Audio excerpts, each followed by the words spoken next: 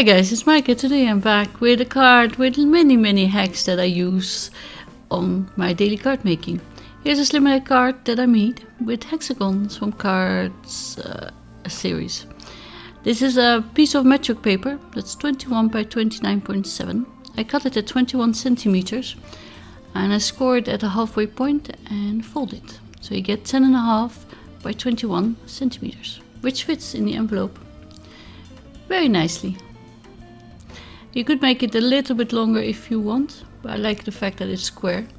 Although I didn't cut it really precisely. You can see when I put the panel on top. Yeah, there's a few millimeters there. But that's a little panel that you can use. Just if you want a border, you need to cut off a few centimeters. And I start with one, which you can't see on this one, so I switch. This one is a bit big, and it pokes in my belly when I want to use it for filming, but that's okay. So I think, yeah, well, just a little bit more. And those strips are the only ways that you have if you do it this way. And if you use those to stamp your sentiment strips on, or as sentiment strips, then you have no waste. And here I'm looking how many I need. I die cut 8 of these hexagons.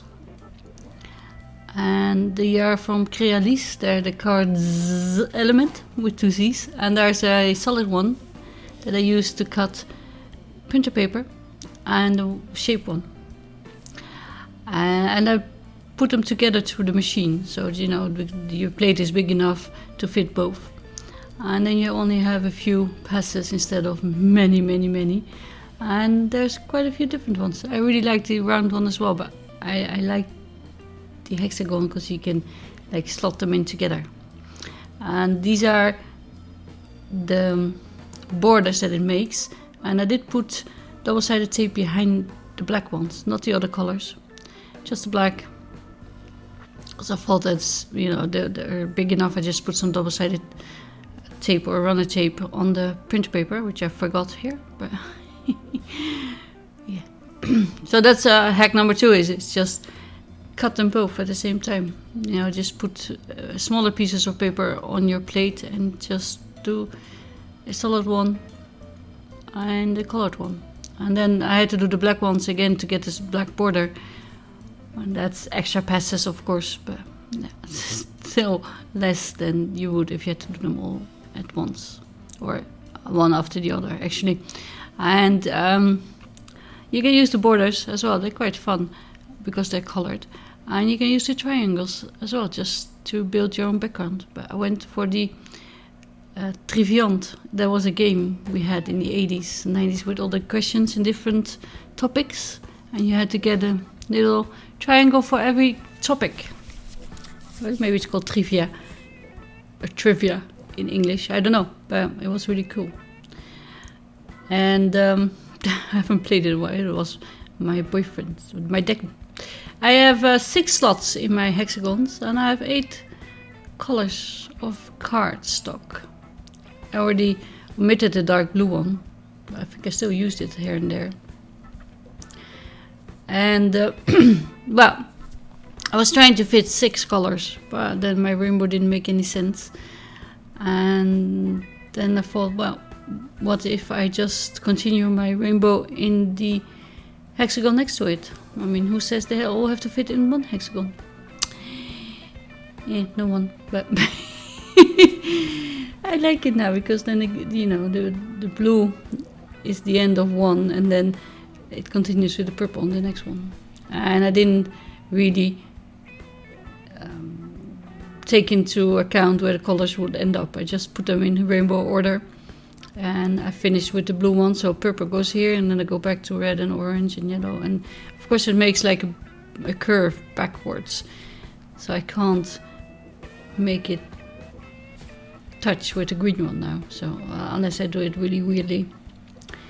So then I still went in a rainbow order, and I did a few on camera and a few off camera. But yeah, it depends how you want to fill them up. You can do them one color or shades of one color as well. You can put black in there and use the frames, the colorful I mean, there's many possibilities. I thought with the Christmas ones I could do all normal cardstock and then one piece in glitter. But I haven't been there yet. So this is how I place them on my card panel. That's hack number, I don't know, something. So I know where to put them. And I just pick them up one by one and place them back. And you see there's orange against orange. It's probably not very nice. And there's an orange again. Oh, but yeah, I like this order. So I was fumbling with it a little bit and I decided to do it this way. So for the sentiment, I used the little note strips, sentiment strips from MFT, and die cut it from scrap in this case. Then I put post-it tape on the back so I keep them in place, and then you can stamp them. Or what I also have been doing lately is take a piece of scrap, which is too small, so ignore that. Then I get the whole sentiment, put the tape runner that is repositionable or temporary, and close the lid and stamp them, and then you get these sheets. And then you can use the little strips, die cuts to cut them out. This one, the Coraline Design, has different length so that you can fit them on any sentiment. I thought that was really nice. You have them all ready to go. You don't need to wait it to dry like I have to. And I'm making this card quite late at night. I didn't want to heat set, so I blot off the sentiment strip to make sure it doesn't smudge anymore. But yeah, they're having them ready and means you don't have to go to your die cutting machine the whole time while you're trying to make a card. And then you can just decide. And these wouldn't fit through the mini machines, but one side would. I just cut as many as would fit on my scrap.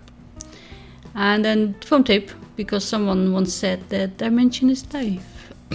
For me it's a little bit much, with the sentiment on top as well. And also the hexagons of course are dimensional as well, but it's okay. I really like the colorful, like little warm they are. But for the sentiment, see, I'm blotting it here, and also used a bit of scrap of course to make all those cuts.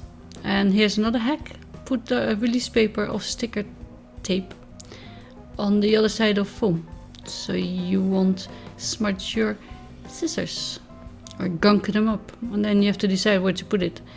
And I decided to put it here, but there's a little bit of indent of course. I thought, should I put more foam tape? Nope. Should I put some gems? Nope. I'm leaving it like this because I think this is very manly. So here's my hacks video. I hope you liked it. Hope to see you again soon. Bye.